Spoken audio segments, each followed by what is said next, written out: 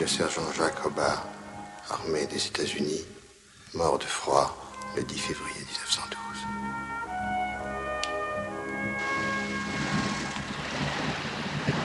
Je n'aime pas cela, amiral, je n'aime pas ça du tout. Moi non plus. Le président a raison, il faut mettre la marine dans le coup. Si la nouvelle devient publique, nous sommes morts. Mais personne n'envisage de la rendre publique. Enfin, ou c'est top secret, ou ce n'est pas top secret. Nous pouvons leur faire confiance. Moi, je n'ai confiance en personne. Si l'épisode russe est publié dans la presse, c'est tout notre projet qui s'effondre. Écoutez, nous aviserons le moment venu.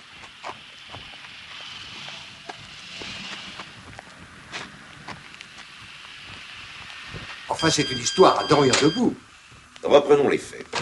Il y aurait un Américain sur l'îlot de Sverdlov et vous auriez perdu contact D'abord, avec lui. où est situé Sverdlov? Dans les parages du cercle arctique. Tous les pays qui y ont envoyé une expédition en réclament la paternité. La Russie y place même des troupes sous couvert de manœuvres militaires. Et vous nous annoncez tranquillement que vous avez perdu un homme sur l'île et qu'il est peut-être même tombé aux mains des Russes. Moi, je me borne à dire qu'il y a eu correction dans le projet. Notre homme devrait être depuis 4 jours au point de ralliement. Vous auriez dû nous confier le travail. Nous intervenons constamment à ce niveau. Il fallait absolument un spécialiste de la mine. Pourquoi nous le dites-vous maintenant? Si jamais il y a un accident, nous aurons recours à tous, y compris à vous. Messieurs, si vous voulez bien me suivre. C'est insensé. Comment s'est-on fourré dans un guêpier pareil? Et c'est moi qui suis à l'origine de tout, c'est donc moi qui suis responsable. Qu'est-ce que c'est que ce projet? Le projet sicilien. Nous pensons que ça constituerait le système de défense imparable. Je sais que la technologie du laser n'a pas de secret pour vous, et il s'agit justement de ça. Toutes ces lumières représentent une source d'énergie. Chacune d'elles, une fois qu'elle sera branchée, va émettre un puissant rayon laser du sol à l'infini. Les rayons se croisant à l'infini formeront un écran invisible, une cloison, qu'aucun missile ne pourra pénétrer. Est-ce encore au stade théorique ou bien est-ce déjà en fonction? C'est en ordre de marche à un détail près. Pour installer ce système de façon opérationnelle, il nous faut une source d'énergie autonome et importante. Le succès de mon projet est suspendu désormais à la recherche d'un minéral particulier, le bisanium. Bisanium? J'en ai jamais entendu parler. Ça ne m'étonne pas, c'est un secret encore bien gardé. Et vous pensez qu'on peut en trouver sur l'île de Sverdlov? Effectivement, oui. D'où l'envoi d'un spécialiste. J'espère que vous pourrez le ramener, parce que sinon, si ce sont les Russes qui le récupèrent, vous passerez les accouskis au Kremlin jusqu'à la fin de vos jours.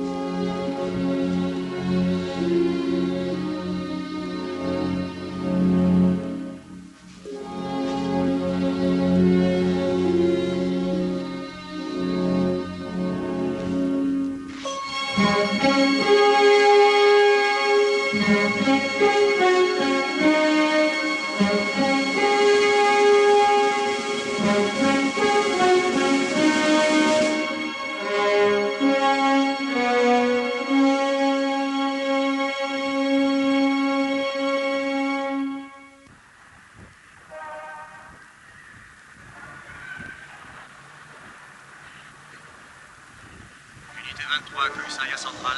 Faction devant ambassade soviétique. RAS.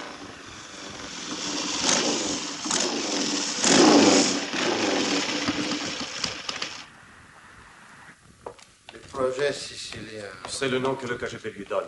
Ah, voulez-vous me relire ces rapports, je vous prie? Américain intéressé par minerais rares, peut-être pour opération militaire. Nom de code, projet sicilien. Est-ce qu'il peut tellement compter pour les Américains pour qu'ils se risquent dans ce genre d'aventure? Hein? Jouez vos échecs, Maganine. Ça m'est arrivé lorsque j'étais étudiant, pourquoi?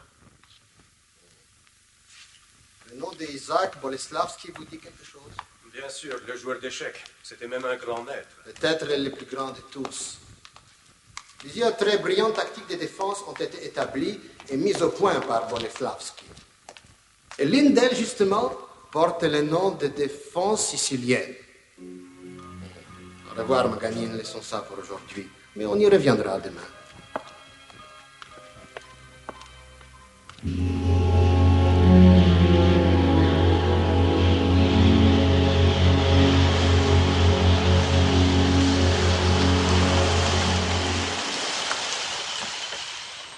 Entre nous, si je n'avais pas eu Doc Pitt, on serait dans de beaux draps parce que notre ingénieur des mines serait mort de froid au fin fond de cette île russe. Mais qui est ce Doc Pitt? Tout d'un coup, le voilà qui fait irruption dans le projet sicilien comme Mars en carême. C'est un ancien de la marine.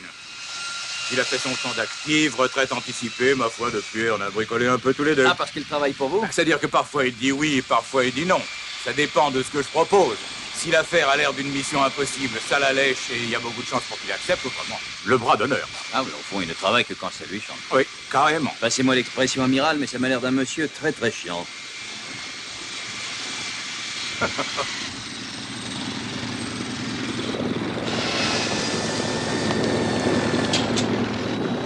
Eh oh! Salut ma vieille! Content de vous voir, sir. Bonjour, Jim. Hé, apportez vite une civière. Où allez-vous? Voir l'homme que vous ramenez avec vous. Plus tard. Dans quel état est-il? Acheté. Il a un trou comme ça dans le buffet. On a fait un petit replâtrage avant de partir, mais il a perdu beaucoup de sang et on l'a bourré de tranquillisant. Il a encore sa tête à lui pour répondre à 2 ou 3 questions. Bon, je vais vous mettre les points sur les i. Il faut que ce type soit hospitalisé dans les plus brefs délais. Bien, Seagram, un peu de patience.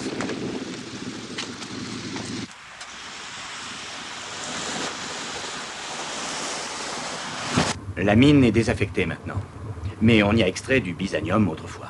Selon Copline, dans les 250 kilos. Peut-être même une demi-tonne. Ils sont aux mains des Russes aujourd'hui. Non, elle aurait été exploitée par des Américains.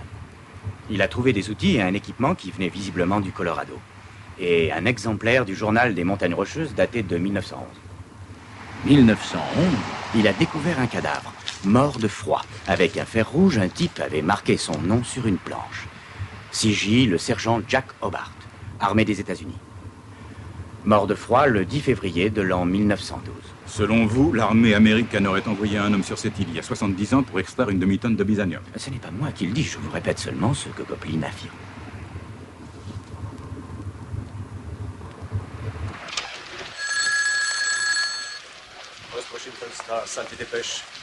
Salut. Bonjour, toi. Où tu étais passé encore? J'avais fini par me faire une raison.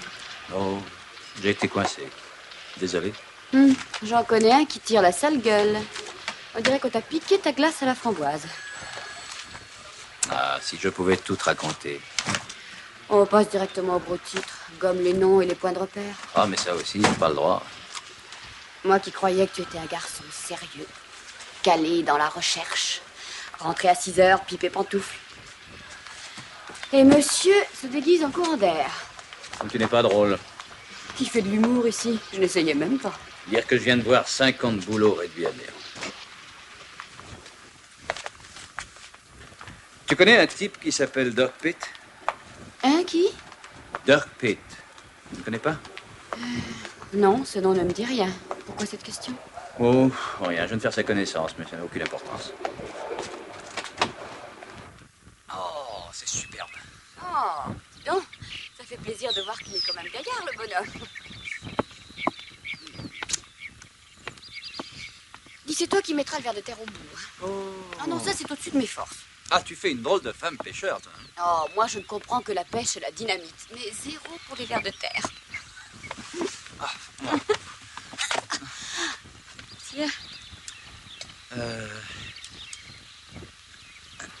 Ah, c'est le bon gabarit. Oh, très amusant.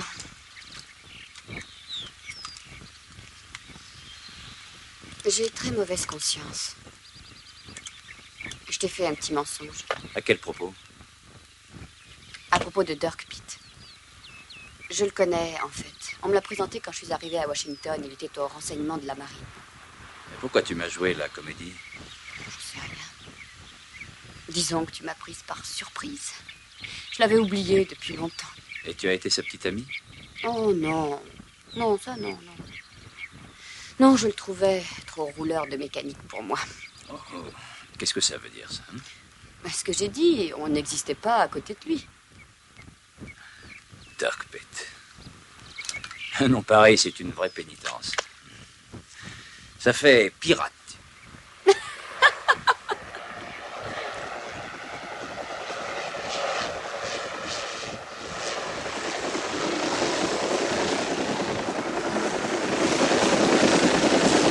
Monsieur Tigrand? Vous êtes Monsieur Tigrand? Je dois vous rapatrier à Washington, hors de l'amiral Sandecker. C'est un monde de voir ça. C'est une blague ou quoi? Comment savait-il qu'on était là? Je lui avais dit. Bravo! La prochaine fois, on le mettra entre nous deux au lit.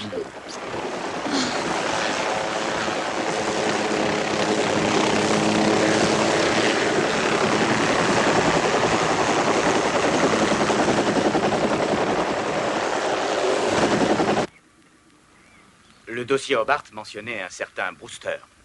Arthur Brewster, un escroc doublé d'un spécialiste des mines. En 1910, il avait découvert du byzanium sur l'île de Sverdlov et l'avait signalé à l'armée qui en avait même à cette époque-là perçu les applications et lui avait accordé subventions et techniciens. Il a loué une baleinière norvégienne qui a déposé sur l'île Brewster, Jack Hobart est venu du Colorado des mineurs. Il était convenu que le bateau devait les récupérer après extraction du précieux minerai. Que s'est-il passé? Leur bateau s'est présenté comme prévu. Le seul problème, c'est qu'à 2 jours de route de Sverdlov, ils se sont aperçus qu'un croiseur russe les pistait, mais Brewster s'en est tenu au plan. Et quelques jours plus tard, la baleinière a accosté en Écosse, au nord d'Aberdeen. Et le voyage s'est poursuivi par voie de terre. Ils voulaient gagner Southampton et de là acheminer le minerai par cargo. Et ça a marché? Ils se sont battus comme des lions. Les agents russes leur filaient le train. Un match poursuite épique les a opposés entre Aberdeen et Southampton. Brewster a fini par les semer. C'est lui qui avait le byzanium. Et les autres, qu'est-ce qu'ils sont devenus? Tous morts, excepté un marin, un certain Southby. Fait curieux, dans le dernier rapport que Brewster a envoyé à l'armée, il y avait juste ceci. Dieu soit loué, il y a Southby. Et après? Il a mis le minerai dans un coffre et a trouvé un bateau pour l'expédier. Le 10 avril de l'an 1912, il levait l'ancre. Southampton, New York? Ouais. Brewster rentrait à bord du Titanic.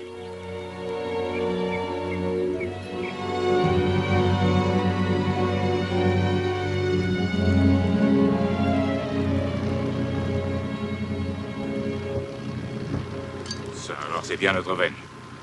Voilà près de 5 ans qu'on fait des recherches et des expériences. On est à 2 doigts de la réussite. Il ne nous faut plus que 6 malheureux kilos d'un minerai introuvable, et si on le trouve, où est-ce qu'il sera? Notre byzanium est au fond de l'Atlantique. Mais on sait exactement où il est. Nous l'avons repéré à un endroit précis. Il ne nous reste qu'à aller le chercher. Il faut quand même préciser qu'il est à 12 500 pieds de profondeur, soit près de 4000 mètres. Que je sache, aucun plongeur ne descend si bas. C'est exact, nous ne pourrons pas utiliser des plongeurs. Il ne nous reste donc qu'une solution, valable, j'entends. Laquelle? Ne pas aller vers la montagne. La montagne viendra à nous. Si je vous suis bien, vous pensez à renflouer le Titanic?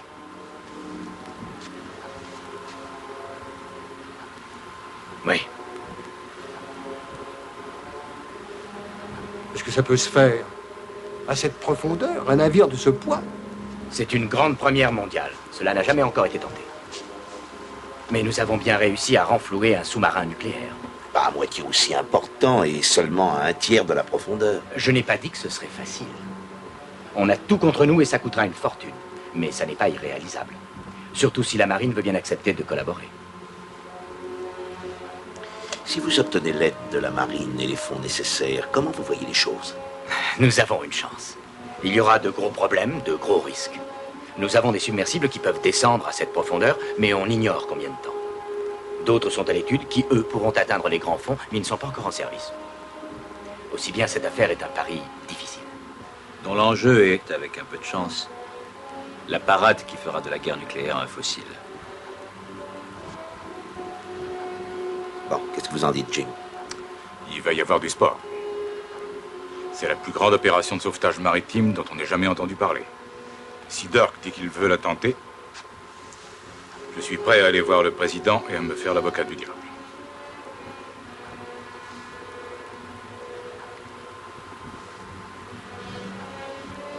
Alors la balle est dans votre camp, capitaine Pitt. Comme l'a souligné l'amiral, jamais une opération n'a eu cette envergure, ni présenté cette importance. Une occasion pareille, ça ne se refuse pas.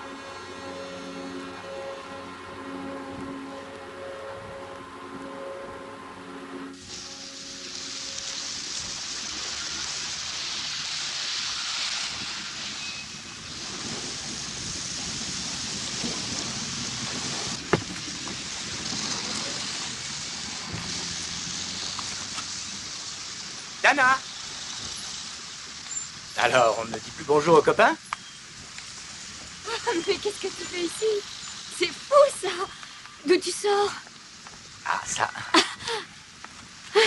Comme tu vois, rien ni personne ne me prend au dépourvu. Je suis parfaitement calme et de sang-froid. Bon, viens, je t'invite à prendre un café. Non, je suis déjà en retard parce que je viens de déposer un ami à une conférence. Jane Seagram? Oui, oui. Il ne te mérite pas. Si je t'avais écouté, jamais personne ne m'aurait mérité, et pas même toi, vous. J'avais raison.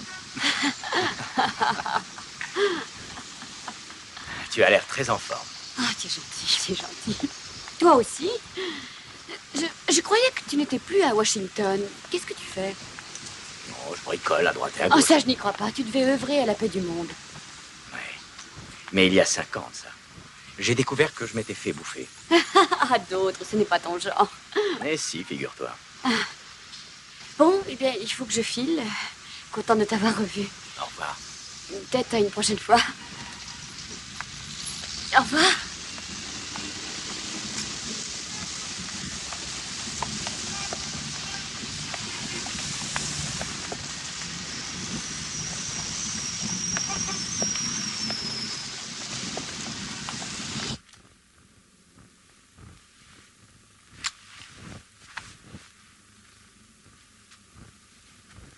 Marrant.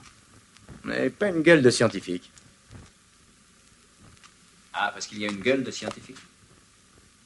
J'en sais rien, mais à votre allure, je vous aurais pris plutôt pour un joueur professionnel de tennis. Mais je ne vous voyais pas chercheur. Eh bien, nous sommes quittes. Vous voyez, moi, je vous aurais pris pour un pirate.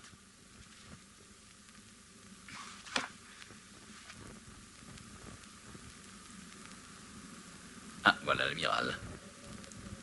Eh bien, ça n'a pas traîné. Non. Ça ne traîne jamais quand c'est non.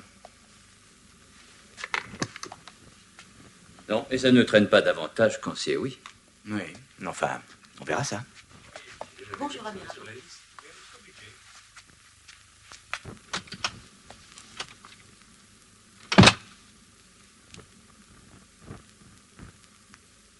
Ça marche.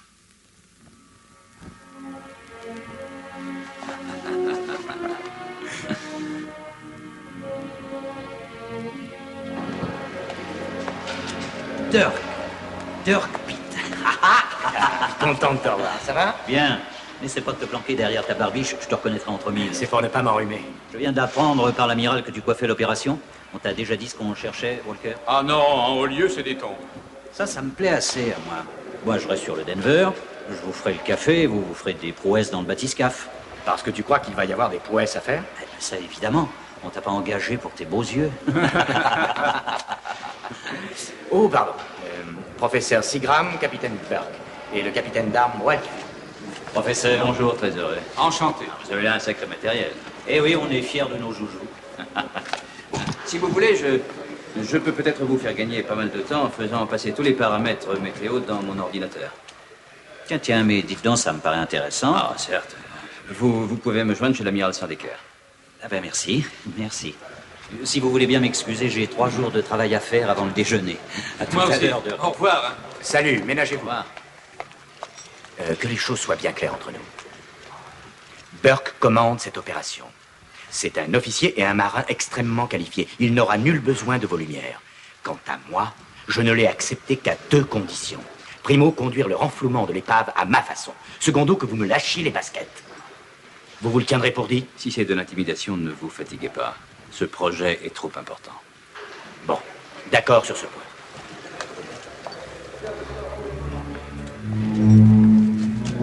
Le paquebot Titanic, le fleuron de la marine marchande britannique. Où est-il à l'heure actuelle? Et comment peut-on le renflouer? Ce sont les 2 questions clés.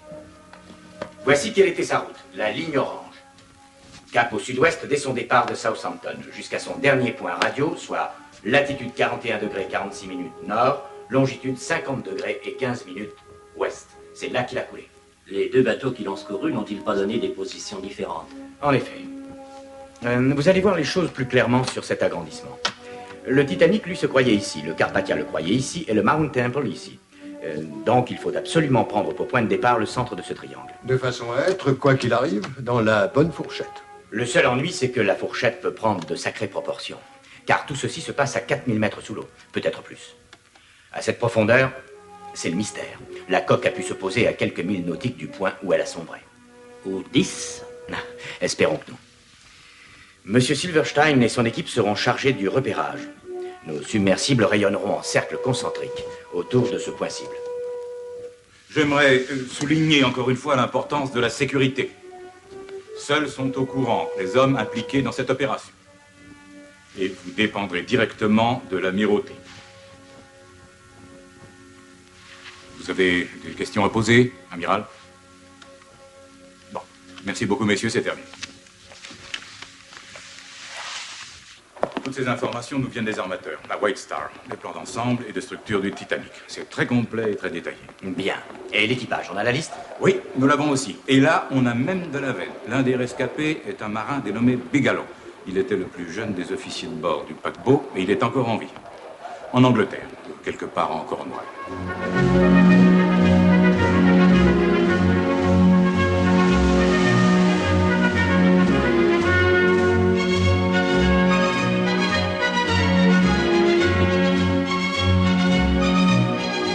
Quand même drôle, ça. J'ai souvent servi à bord de navires qui ont sombré, plus que ma part. 3 quand j'ai fait la guerre de 14-18 et 2 autres pendant celle de 45. Mais les gens, ils sont tous pareils. S'ils viennent vous voir, c'est pas difficile, c'est pour le Titanic.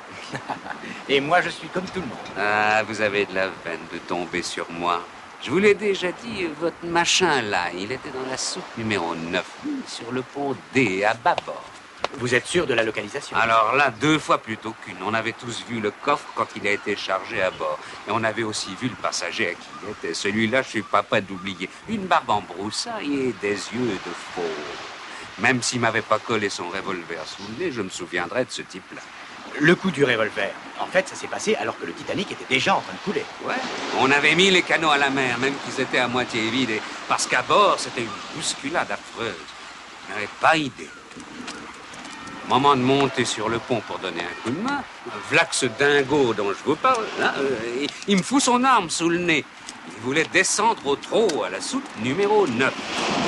Et il fallait que je l'y conduise. Sinon, il me truffait le bide. Enfin, c'est ce qu'il disait. Ma foi, à l'époque, j'étais tout jeune homme. J'avais envie de vivre et de vivre vieux. Alors, je lui ai obéi. Quand on est arrivé, la numéro 9, c'était la seule soute qui n'avait pas encore fait haut. Quand on s'est retrouvé en bas et qu'il a revu ce qu'il cherchait, eh ben, ça l'a calmé. Des fois, je fais des cauchemars, je revois ce superbe paquebot qui coule. Et j'ai toujours devant moi le visage de ce vieux fou avec son revolver. La dernière fois que vous l'avez vu, c'était dans la soute. Tout juste. Il voulait y rester. Il s'est mis devant son coffre. Oh, un énorme truc d'au moins 1 mètre carré. Et il s'est mis à le caresser comme si ça avait été un chien, en marmonnant dans sa barbe. Est-ce que vous vous souvenez de ce qu'il disait? Toujours pareil, il répétait sans arrêt. Dieu soit loué, il y a South Beach. Dieu soit loué, il y a Southmount.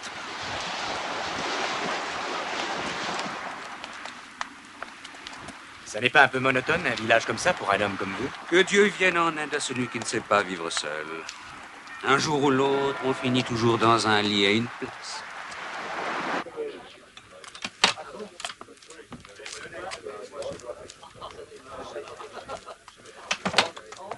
Oh, il va faire beau, le propriétaire qui vient nous rendre visite. Je vous espérais plus, mon bonhomme. Qu'est-ce que ça sera? Un whisky ou je vous tire une pinte de bière? Ça presse pas, Sarah. Ça, c'est Sarah Martindale. Une femme qui a du bien, qui est belle et qui a un grand cœur. Et ça, c'est le capitaine Pitt de la marine des États-Unis. En retraite, comme moi. Oh, bien jeune pour un retraité, sans vouloir vous flatter. Non, pas touche, il n'est pas pour toi. Allons, serre-nous 2 grands verres de gin pour des malades. Et surtout, ne triche pas sur la quantité. Oh, je te connais. Elle a la langue bien pendue. Mais là, la vérité, c'est que tout ce qui porte culotte lui fait peur. Oh.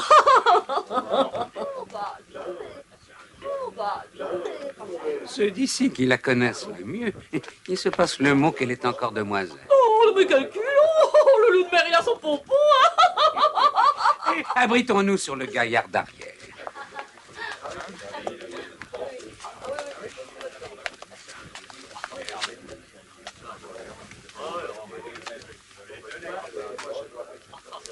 Ça, c'est mes reliques du Titanic. Tout ce qui reste de cette splendeur, à part les soupirs. Ah, la beauté que c'était. Elle se dressait sur la mer aussi majestueuse que vos gratte-ciel, plus longue que 2 terrains de rugby, et un mobilier aussi beau que dans les plus riches demeures d'Angleterre. Elle était unique au monde. Tous les gens vous le diront. On racontait que même Dieu n'arriverait pas à le couler. Et en 2 heures, il est allé par le fond. En emmenant 1500 personnes du même coup.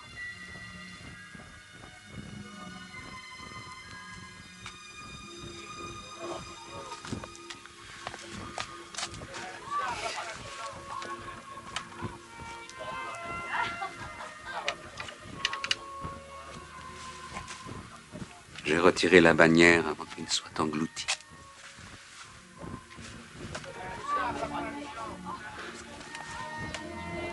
Alors si jamais vous arrivez à le remettre à flot, j'aimerais bien que mon drapeau retrouve sa place.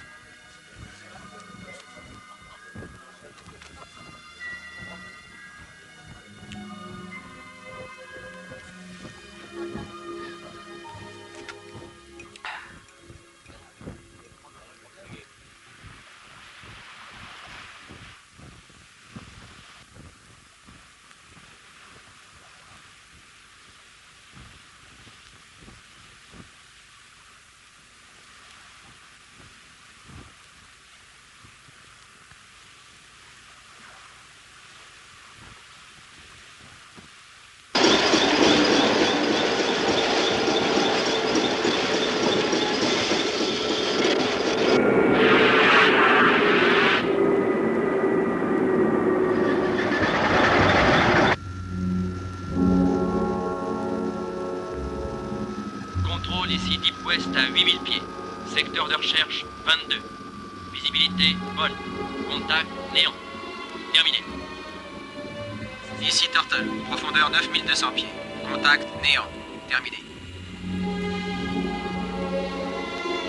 Ici Starfish à 10 000 pieds. Sondage sonar. Secteur 24. Contact néant.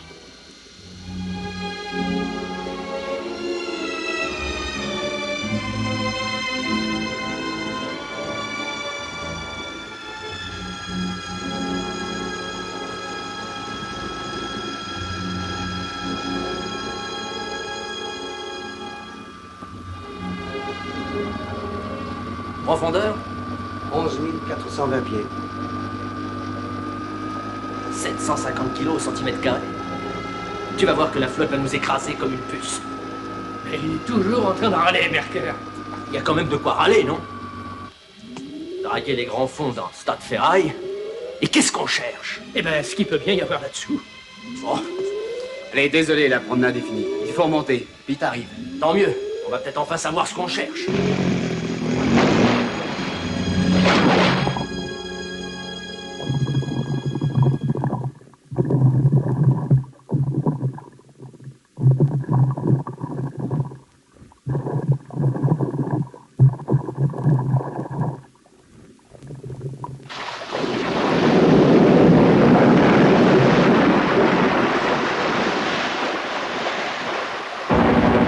Hélico à Naval 3.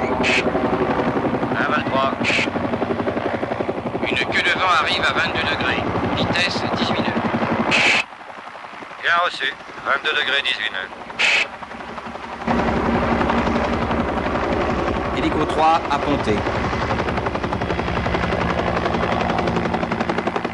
Alors, il y a du nouveau au fond?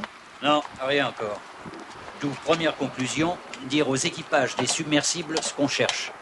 Pour les motiver. Ouais, ça me paraît une excellente idée. Bon, alors briefing cet après-midi, si tu es d'accord. Dis donc, nous avons de la visite, t'as remarqué? Ouais. J'avais repéré le drapeau russe en arrivant. C'est sans doute un bateau qui fait de la recherche. Cette petite chose a tout au plus une pièce et 6 servants. Ils viennent fouiner par ici. Oui, ils savent pas ce qu'on cherche. Pas encore, en tout cas. Deep West, ici Starfish. À vos contacts sonar en secteur 26 à une profondeur de 12 700 pieds. Demandons autorisation de fouille. Ici Deep West, négatif. Maintenez profondeur actuelle. Vous n'êtes certifié que pour 12 000 pieds. Nous, on ira voir.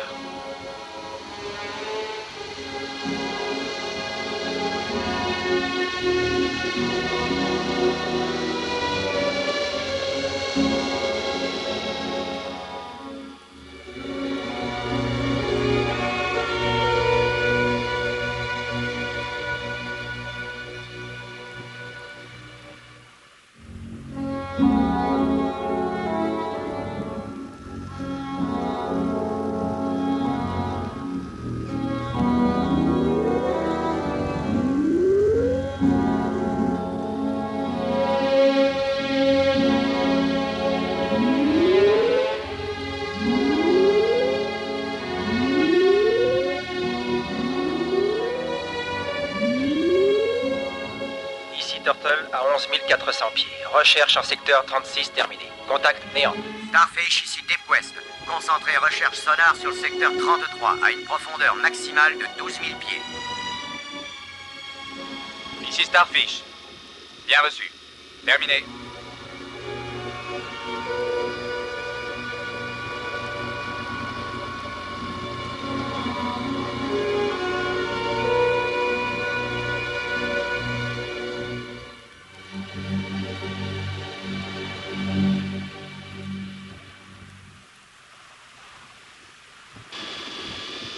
Ici Starfish, approchons des 12 000 pieds.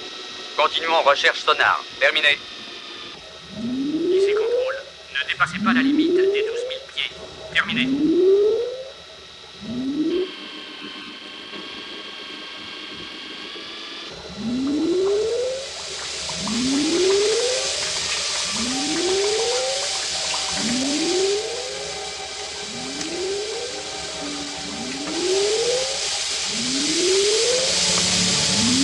Lieutenant!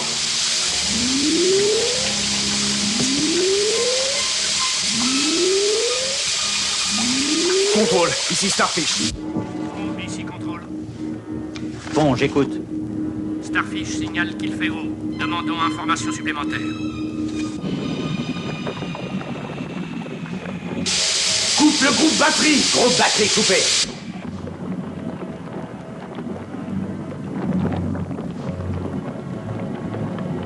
Contrôle, ici Starfish, faisons haut, remontons surface.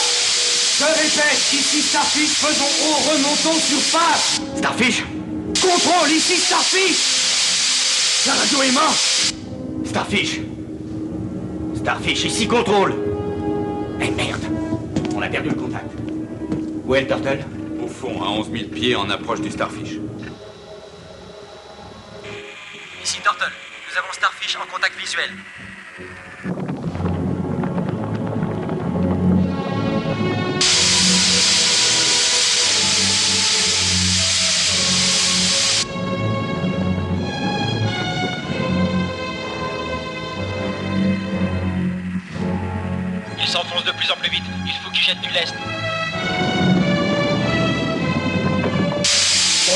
Bordeaux! Procédure de détresse, libère le module! Vite, mon Dieu, la manette, c'est bloqué!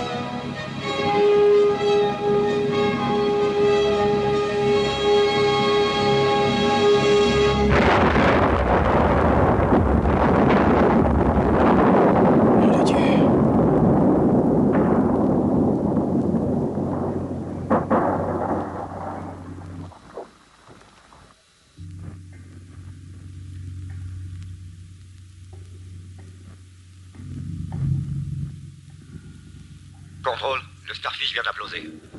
Demandons permission de faire surface. Accordé, Klink. Ouais. Remontez.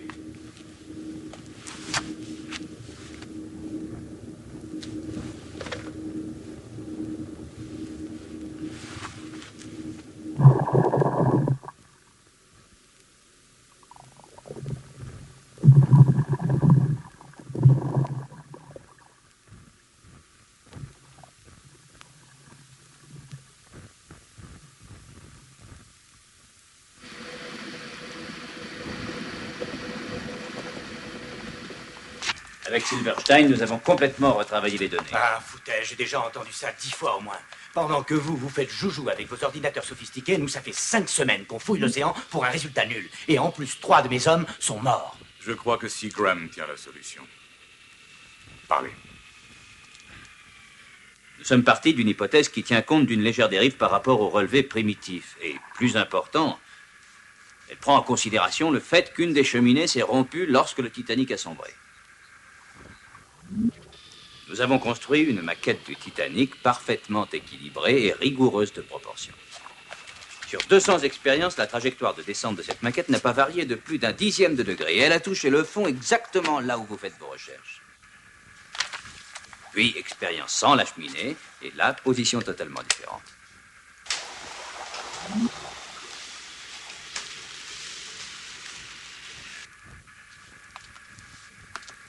400 fois, nous avons répété cette opération et à chaque fois, l'épave est tombée au même endroit, au centimètre près. Rigoureusement à chaque fois.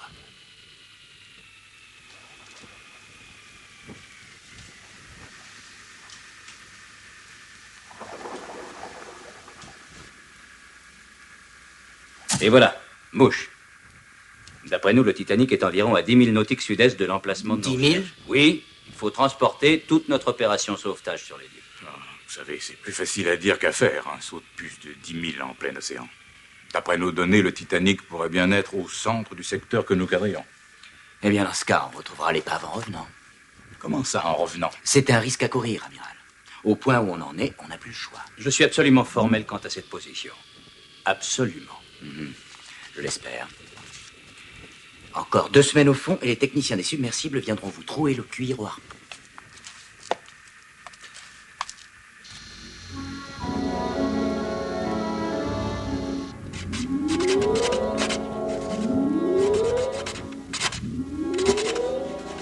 Je crois qu'on est passé au-dessus d'un corps métallique. D'après le silo, ça fait pas un pli. Ok. Restez dessus, faites un fixe.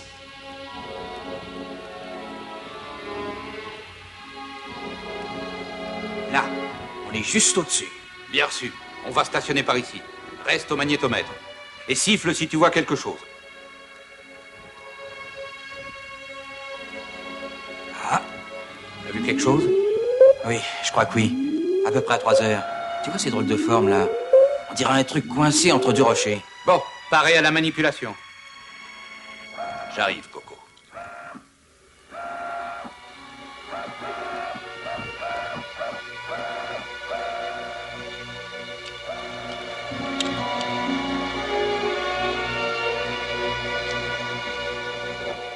On l'a.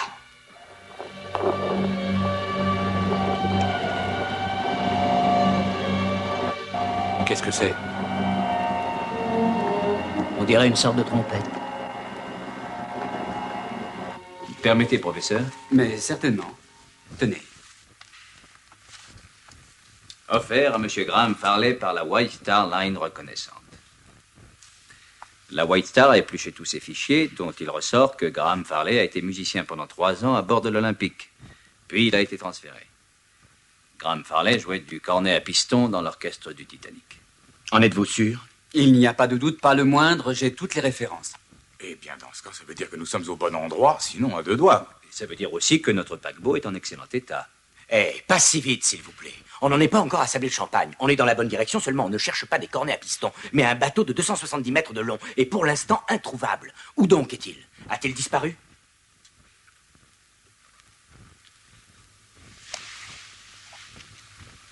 Très inquiétant. Ces sources sont-elles totalement fiables? Absolument. Ce système de défense est-il possible? Nous avons posé la question aux spécialistes de la recherche militaire à Moscou. Ils disent que la chose est plausible, mais il faut une source d'énergie de très forte puissance. Et selon vous, cette fameuse source serait dans la cargaison du Titanic? Tout l'indique, camarade Antonov, aussi bien je le crois.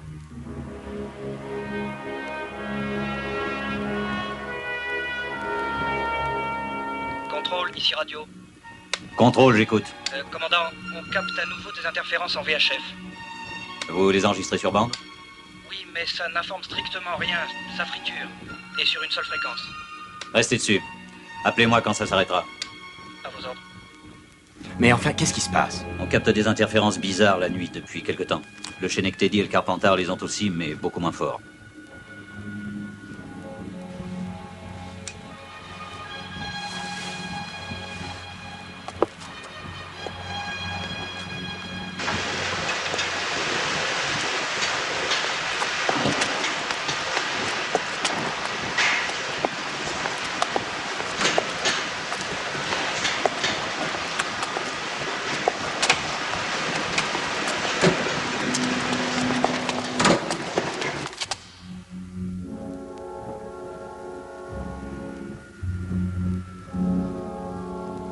Ils s'excitent sur le Seacliff.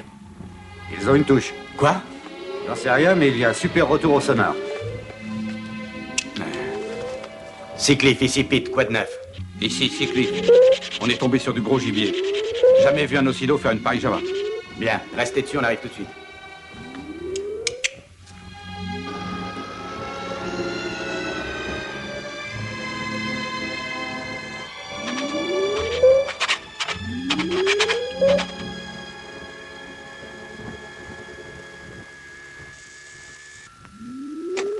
De Seacliff à Deep Quest. Nous vous avons en visuel à 9h. Seacliff, bien reçu.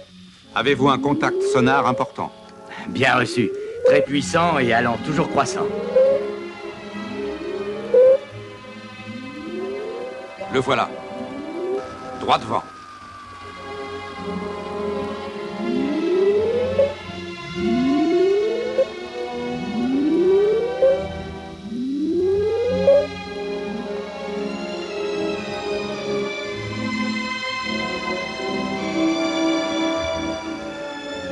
Bohannon, tu décryptes? Bah, pas facile. Ce machin a au moins 10 couches d'enduit marin.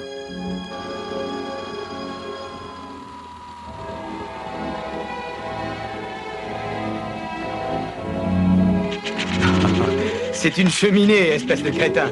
Il a raison.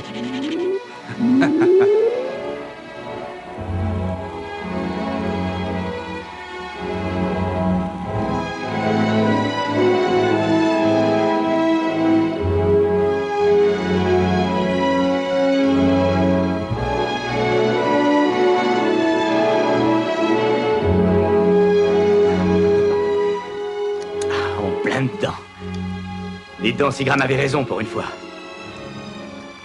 Contrôle, ici Deep Quest. On vient de repérer une cheminée à droite. Relevez notre position. Ici contrôle, bien reçu. Position relevée. Terminé. Qu'est-ce que vous en dites? La chance nous a souri.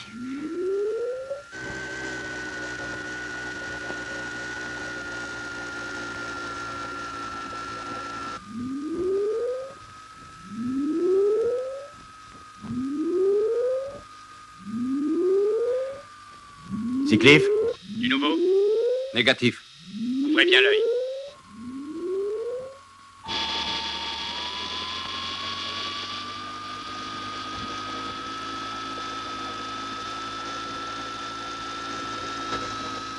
Il y a de l'acier au fond. Qu'est-ce que ça dit à votre silo? Rien devant. Mais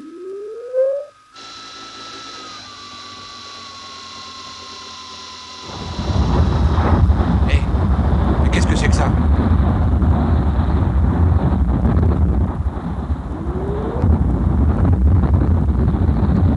Le fond a disparu.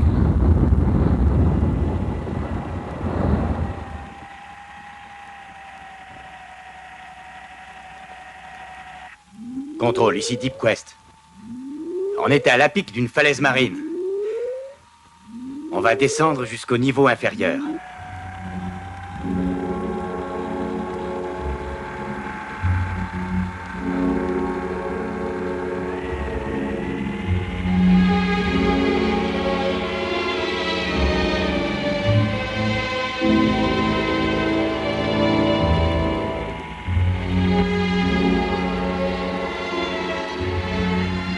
Messieurs, est-ce que vous pensez ce que je pense? Ouais. S'il est dans ce trou, c'est normal qu'on pouvait pas le retrouver.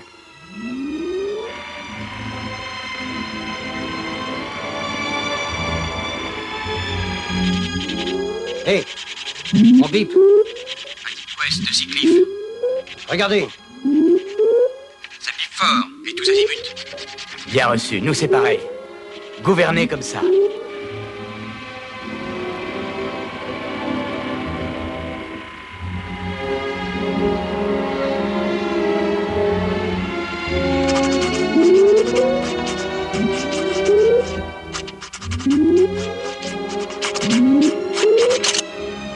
L'aiguille de le silo a déjanté.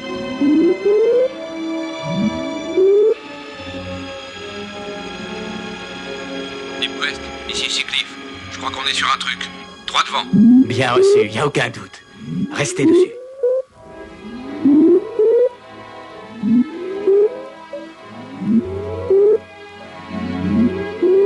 Je crois bien qu'on est sur la plaque.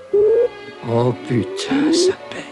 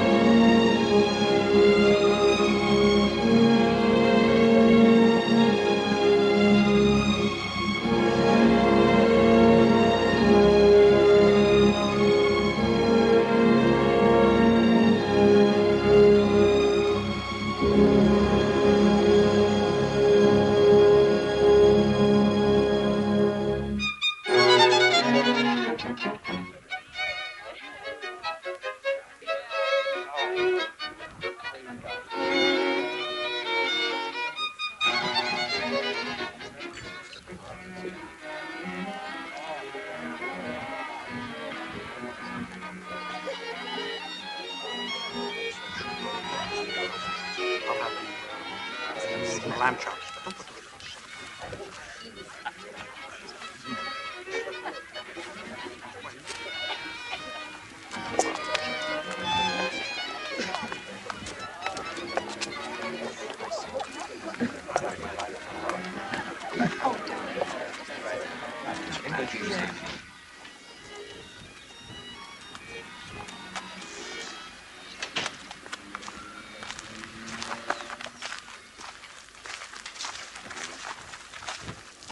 Vous êtes absolument sûr de cela?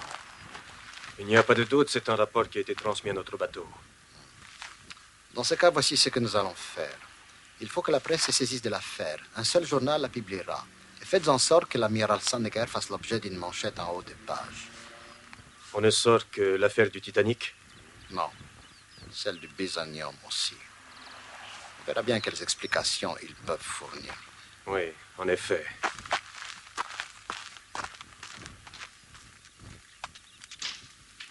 Un événement à la une du Washington Star.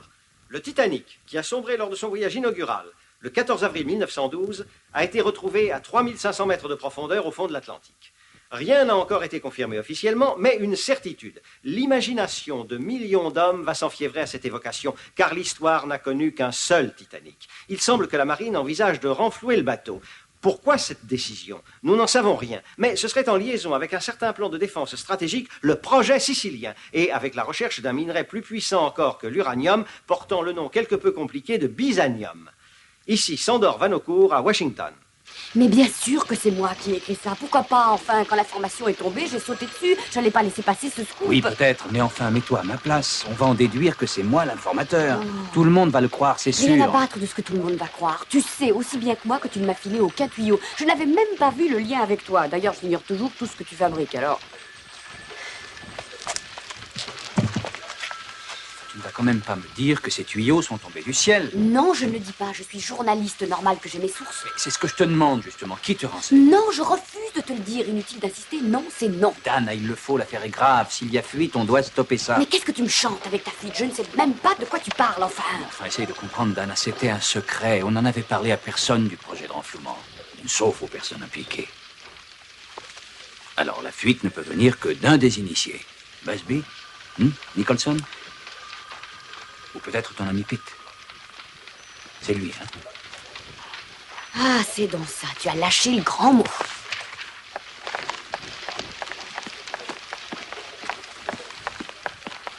Alors, tout ce cirque, c'est à cause de Pitt. Ça ne passe pas. Oh, je t'en prie, Dana. C'est à cause de lui, avoue-le. Tous les prétextes sont bons pour me coincer. Tu es impossible avec moi. Et ça, depuis le jour où tu as Dana, je m'en fous complètement de ce c'est Pitt. vrai, je ne sais pas ce que tu as, mais il t'observe. Quoi? Alors, mettons les choses au point une fois pour toutes. Tu veux bien? J'ai vécu avec lui pendant 2 ans. Et j'étais folle de lui. Voilà. Ah, c'est très édifiant. Très édifiant. Mais si tu étais aussi folle de lui, je ne vois pas pourquoi tu l'as laissé tomber. Parce que j'ai été stupide.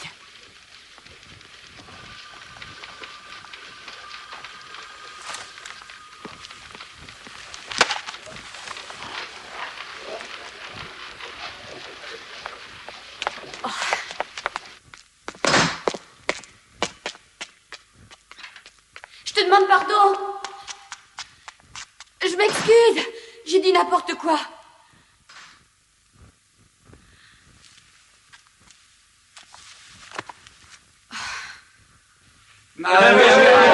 Amiral, depuis le temps qu'il est au fond, la rouille n'aura-t-elle pas rongé le Titanic? Selon nous, non. À une profondeur de près de 4000 mètres, l'oxygène est rare. Les eaux sont plus froides, d'où ralentissement de l'agressivité des micro-organismes. On risque même de retrouver le Titanic intact. Monsieur Sandecker, amiral. Oui. Le Titanic a coulé parce qu'un iceberg a fait un énorme trou dans la coque. Comment pourra-t-il flotter avec une voie d'eau de cette importance? Bonne question. Pour le faire remonter, il faudra le colmater avec des plaques de métal. Et pour obtenir qu'il flotte, nous injecterons dans les soutes du bâtiment de la mousse synthétique. Ici, insufflée par des tuyaux qui auront été positionnés par nos submersibles. Lorsque la mousse pénétrera, elle chassera l'eau de la coque par une force de pression qui nous donnera une poussée ascendante de 22 000 tonnes. Amiral, est-ce sous l'action de cette mousse que le Titanic refera surface? À cette poussée, il faudra ajouter celle qui nous sera fournie par plusieurs containers, préalablement remplis d'hydrosine à haute pression, et qu'on aura plaqué contre la coque du Titanic, comme ceci. Puis, des mines sous-marines seront mises en place dans le périmètre immédiat de la coque, L'explosion de ces charges devrait libérer la coque de son adhérence au fond marin.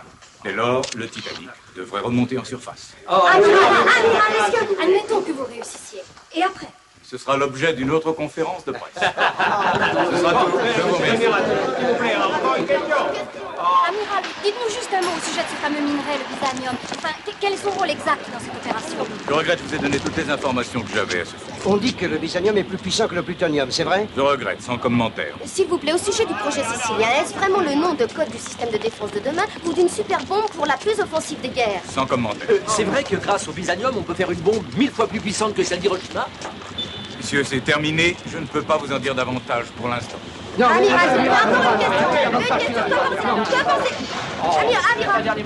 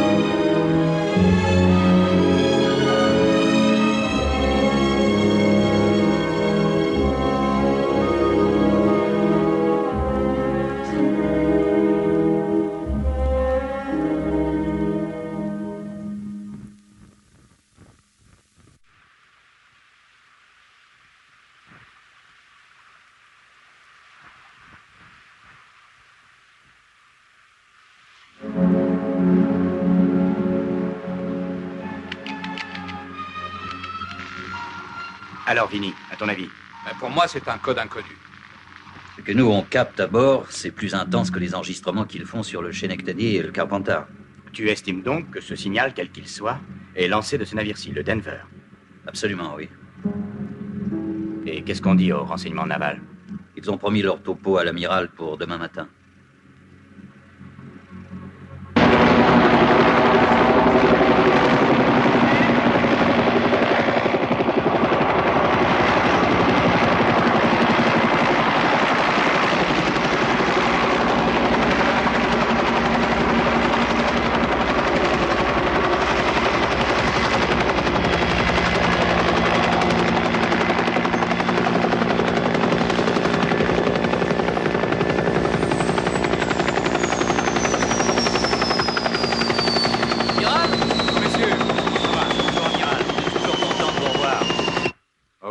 Qu'est-ce qu'en dit le mémo?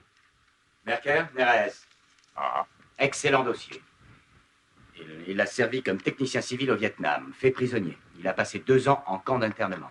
Et encore 1 an au Japon pour s'en remettre. Marié à une japonaise. Oui, ça c'est le dossier. Mais en fait, la japonaise a été élevée à Nam Dinh, elle est vietnamienne, elle a toujours sa famille à Hai Phong, et son frère est un agent secret du Viet Cong. Eh ben, celle-là, on l'a loupée, et bien. C'était prévu, Bert. C'était prévu, on devait la louper.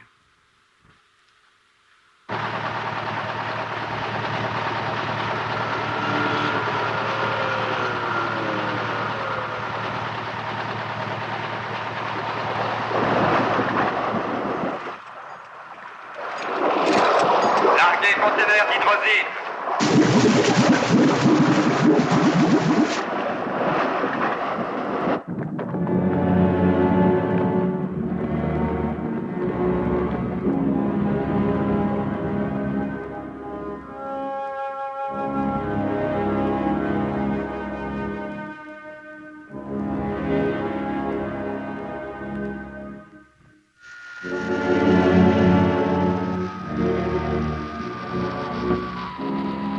Alors finalement, ils vous ont permis de venir.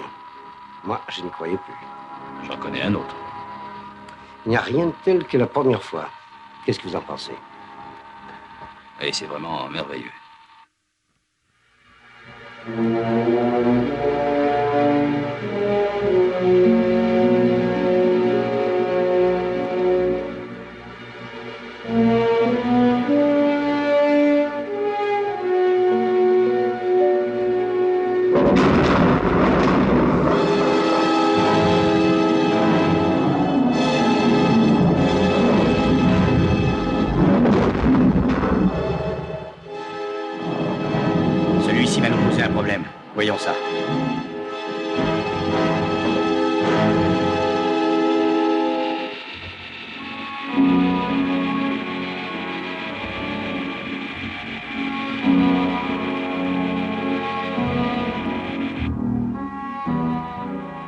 coincé par la cheminée. Demande un coup de main.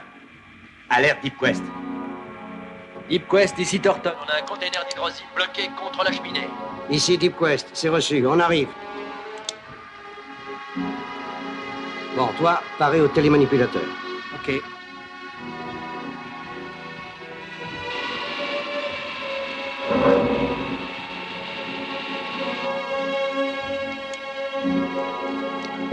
Ici Deep Quest, en position.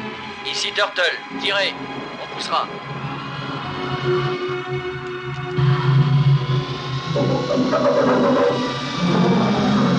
Ça vient.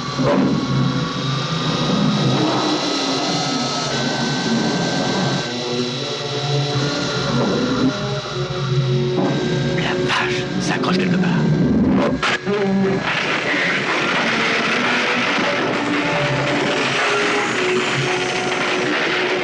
Merde!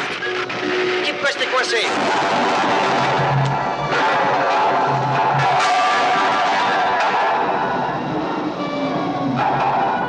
Halte à la manipulation.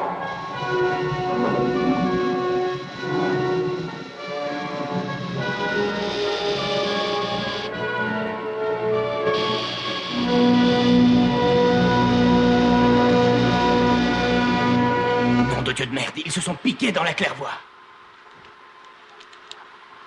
Doucement, ma belle. Fais pas de caprice. Allez, dégage-toi en douceur. Les bons jeux.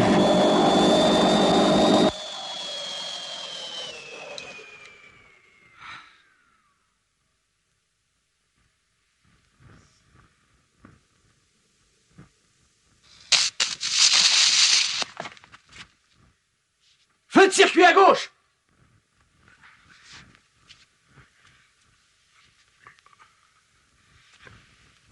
Perte d'acide.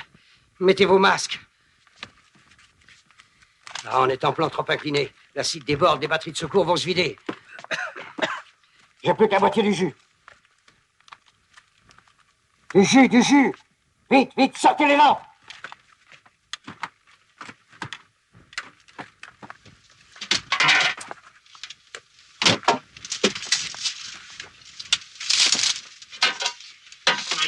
Vas-y, coupe le jus.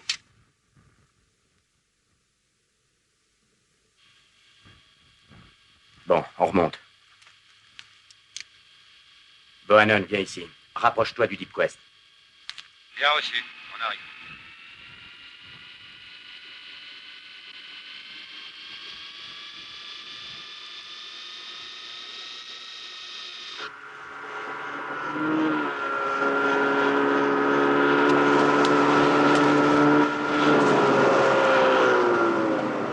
Alors comment ça se passe en bas? Ça le temps.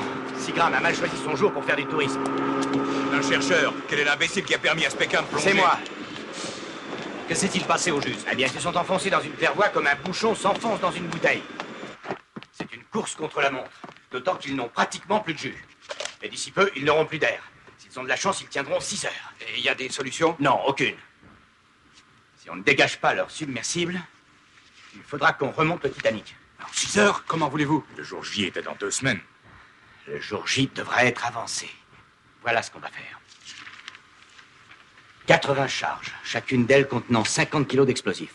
À tous ces points clés sous la coque. Pourquoi vous hochez la tête? Non, je hoche pas la tête, Pete, je tremble. Ces charges sont 2 fois plus puissantes que prévu. Si ça tourne mal, on perd 4 hommes. Mais si on ne les remonte pas, on les perd aussi. Ils ont 2 chances de mourir et 1 de vivre. Bien. Il faudra d'abord les faire exploser à tribord. On attend 8 secondes. Puis bâbord, on attend encore 8 secondes et on remet ça à tribord. On pratiquera des explosions alternées tout le long de la coque. On progressera par petits bonds, comme si on désembourbait une voiture. Mais peut-être qu'on ferait mieux de placer une charge très costaud juste sous l'avant. Le choc libérerait la coque. Ah, trop dangereux. Avec ma méthode, on amorce le mouvement sans risque pour les hommes.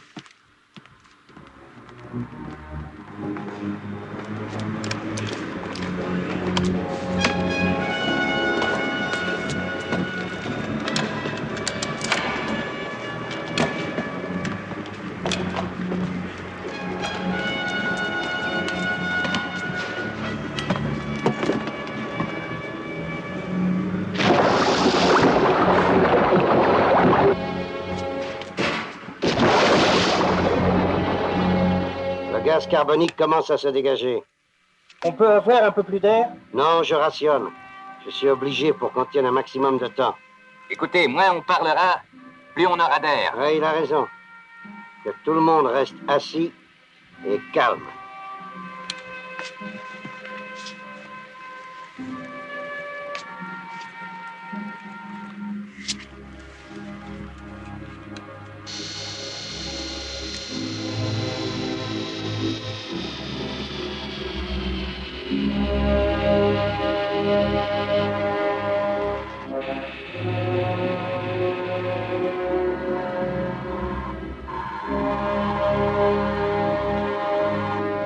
Allez-y, armez-la.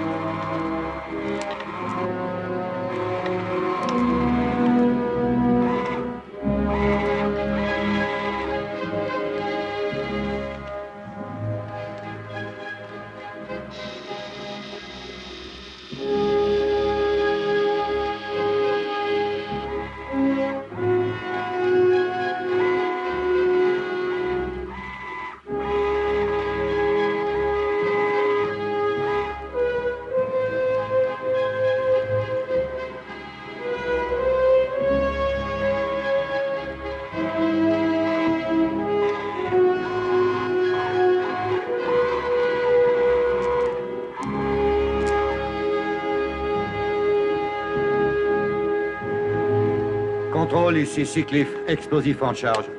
RAS. Bien reçu. Contrôle, ici Turtle. Charge en attente. Seacliff, Turtle, ici contrôle. Dégagez et au trou. On fout le camp.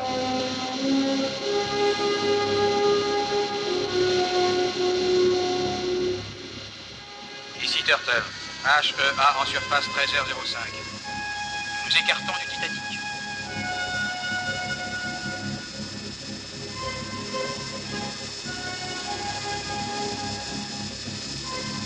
Compte à rebours.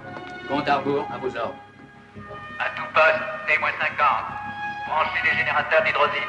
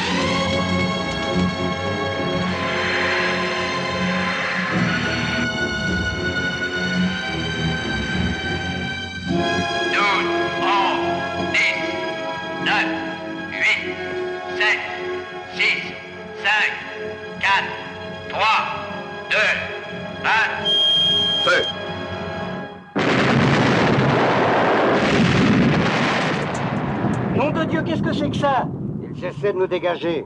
Ils peuvent y arriver? On va être écrasés comme une coquille de noix.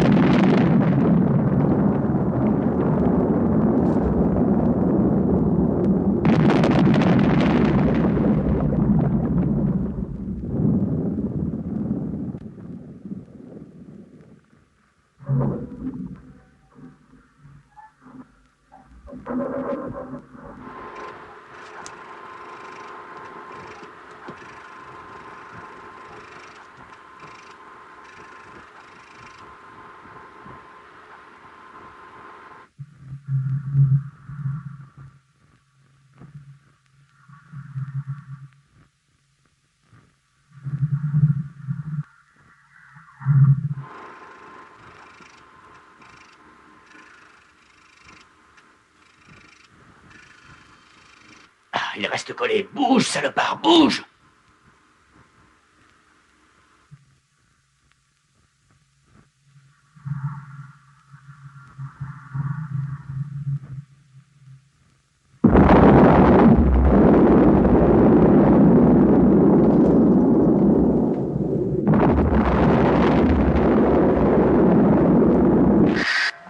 Et ça, qu'est-ce que c'est? C'est le final. La dernière charge vient d'exploser.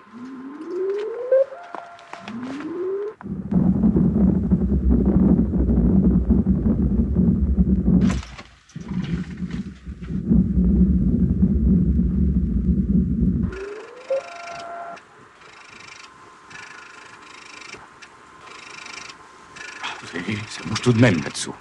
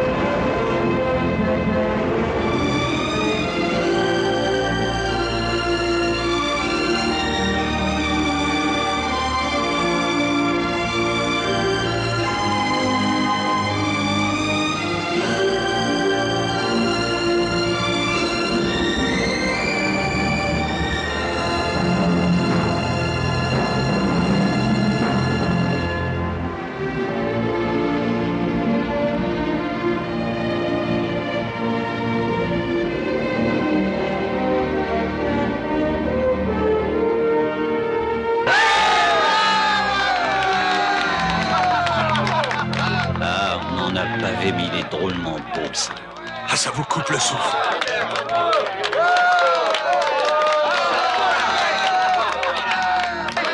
Ça y est, il est là. Ouais. Mais où est notre Deep Quest?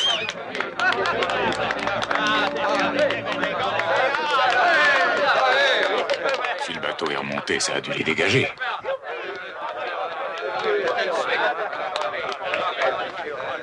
Et voilà.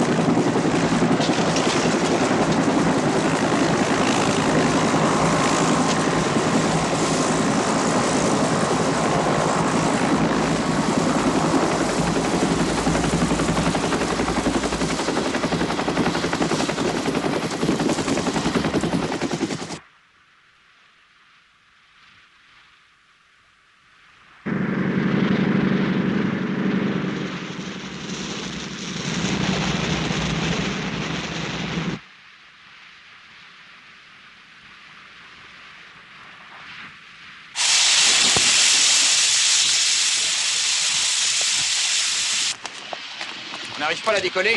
L'écoutille est bloquée, elle aussi. Et il va falloir dynamiter tout ça, tu parles d'un boxon. Ouais. Bon, on verra plus tard. Poursuivez le pompage. Faut le faire remorquer à New York pour avoir le bon matériel.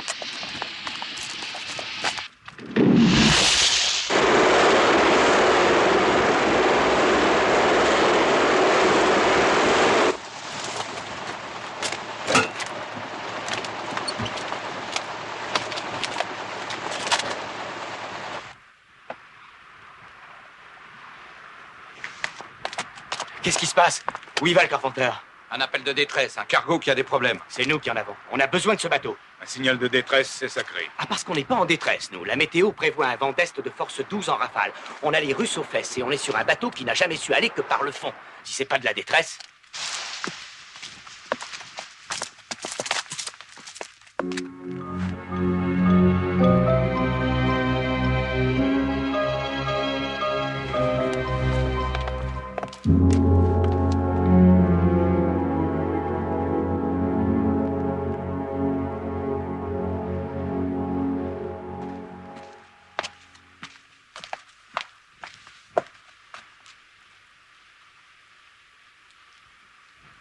De la part du bateau russe, il demande l'autorisation d'envoyer un marin à bord, un certain capitaine Prevlov.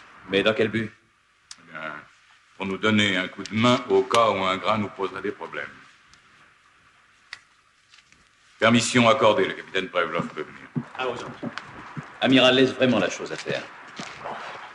On peut toujours écouter ce qu'il a à dire.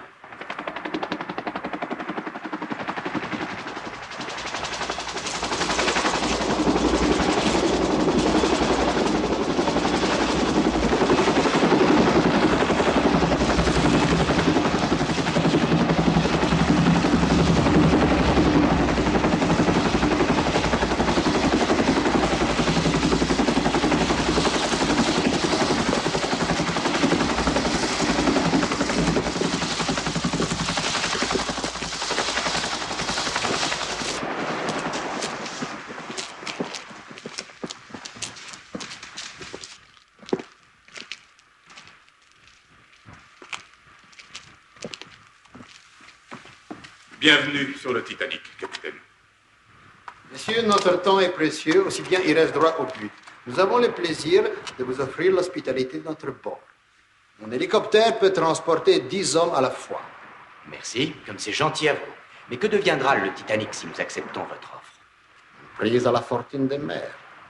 Parce qu'en russe, c'est comme ça qu'on dit piraterie. Non, il ne s'agit pas de piraterie, il s'agit, comme vous le savez, du Code maritime international. Vous manquez pas d'air. Nous sommes au courant pour les bisagnons. Extrait dérobé par vous en territoire soviétique. Je vous préviens que mon pays est absolument déterminé à reprendre ce qui moralement et légalement est à lui. Mikhail Kourkov est un torpilleur soviétique. Si son capitaine n'a pas reçu un signal de ma part dans 8 minutes, il enverra par le fond les bateaux sur lesquels nous sommes présentement. Même si vous avez le bisanium, à quoi bon? Ça ne vaut rien si vous n'avez pas le... Le projet sicilien, n'est-ce pas? Non, ça ne vaudra rien, c'est vrai. Seulement si ce bisanium peut produire une arme super puissante, alors mon pays doit la posséder pour la sécurité de son peuple. Nos armes ne sont qu'au service de la dissuasion.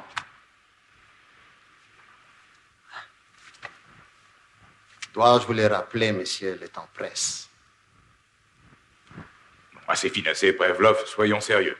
Nous vous attendions à bord de ce bateau aujourd'hui, et nous savions dans quel but vous veniez. Dirk. Ici, Pete. Envoyez la pochette surprise. Venez, je vais vous le prouver.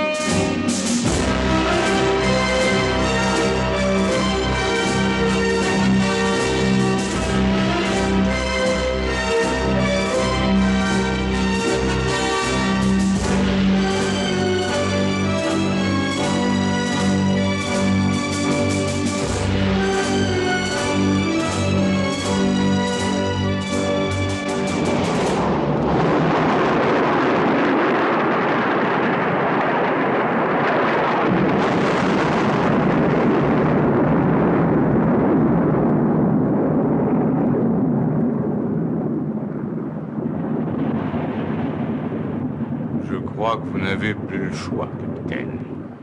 Très bien.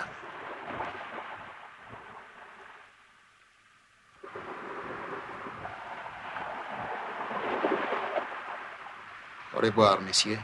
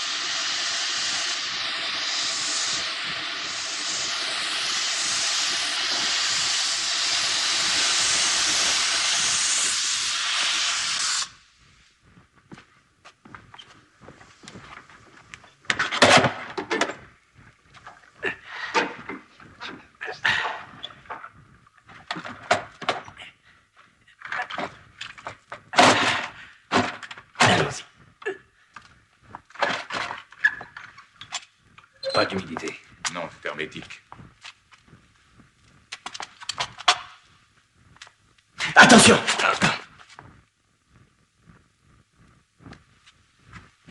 Eh oui, CJ Arthur Brewster, englouti avec le Titanic. Allez, voyons un peu ce que nous allons trouver là-dedans.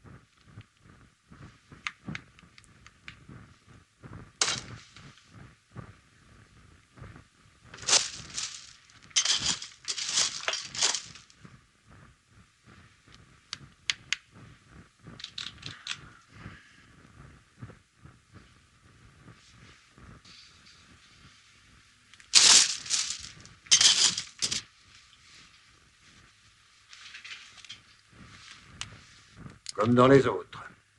Du gravier. C'est invraisemblable. Un mort et pas une caisse, mais 7 et toutes pleines de gravier. Les papiers d'Arthur Brewster. Bon, écoutez, on sait que le bisanium a existé. On sait que Brewster l'avait. Il est forcément quelque part.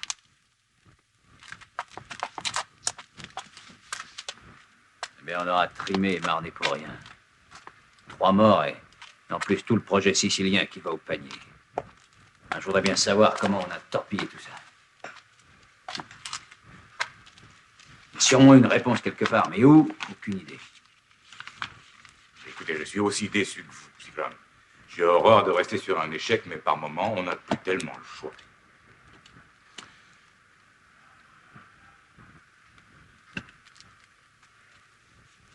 Écoutez, si ça peut vous remonter le moral, je vais vous confier quelque chose que même moi, j'ai eu beaucoup de mal à avaler. Si on avait trouvé le bisanium, je ne suis pas sûr de l'usage qu'on en aurait fait. Je doute qu'on s'en serait tenu à l'aspect défensif sans songer à une arme. Mais enfin, le président nous l'avait assuré. Oui, c'est vrai, c'est vrai. Les présidents ne sont pas élus à vie. Et quand bien même, les données historiques changent. Ce qui veut dire? Eh bien, admettons qu'un gouvernement tombe au Moyen-Orient ou même ailleurs, et qu'on bombarde le Pakistan ou un pays annexe. C'est pas ce qui peut arriver. Mais qu'est-ce que le projet sicilien a à voir là-dedans? Oh, rien. Enfin, peut-être. Je suis persuadé que quelque part dans le monde, il y a un groupe d'individus qui, en ce moment, mettent au point la technologie de la super bombe au bisanium. Ah, ça alors. Ah, mais pourquoi, si vous saviez ça, si vous le saviez, pourquoi vous êtes-vous lancé dans toute cette foutue opération? Parce que j'avais une foi aveugle dans cette défense d'avenir. Et même si le but était devenu offensif et qu'un pays avait dû créer la bombe à partir du bisanium, ce pays aurait dû être l'Amérique.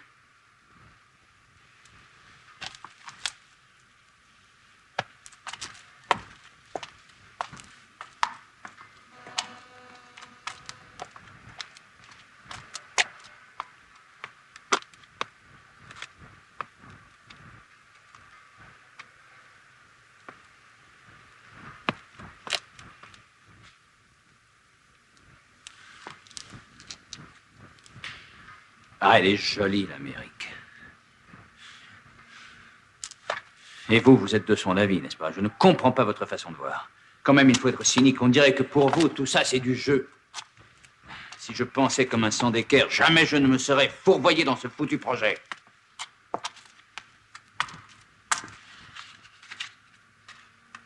Je suis bien content qu'on n'ait rien trouvé. Ah oui? Très bien. Mais je n'ai pas l'intention de vous laisser filer tout de suite. Si grave. Pas si facilement. Regardez ça. Une carte postale. Bon, et alors? C'est vrai. C'est une carte postale très banale. Pour moi, Brewster a dû l'acheter et Dieu sait pourquoi, il ne l'a jamais envoyée. Regardez la légende imprimée au verso en bas. Je vous en prie, lisez. Vue typique d'une église avec son cimetière dans le comté de Hampshire, près du village de Southby. Southby. À 35 km de Southampton. On s'est trompé. Nous pensions à un homme et c'était un village. Dieu soit loué, il y a Southby.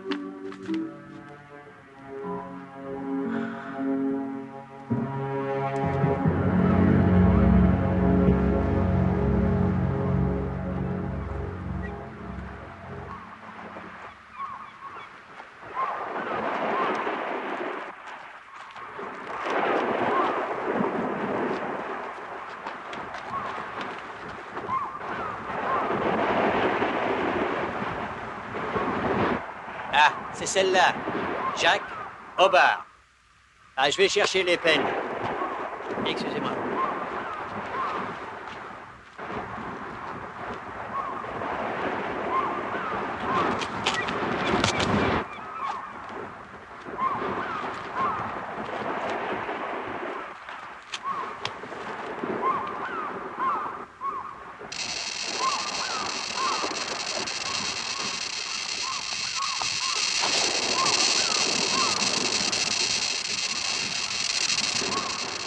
dans le mille.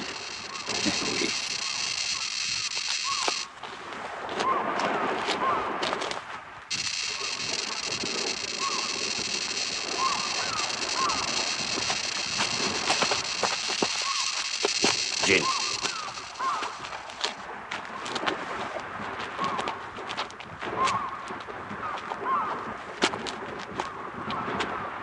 Alors, est-ce qu'on creuse? Je ne sais pas. C'est à Monsieur Seagram qu'il faut poser la question. À vous d'en décider, que vous le vouliez ou non.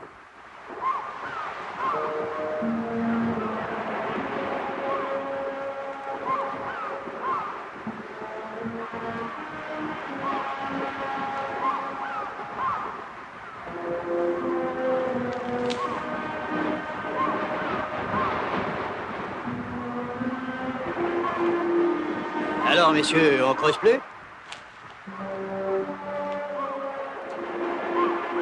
Non.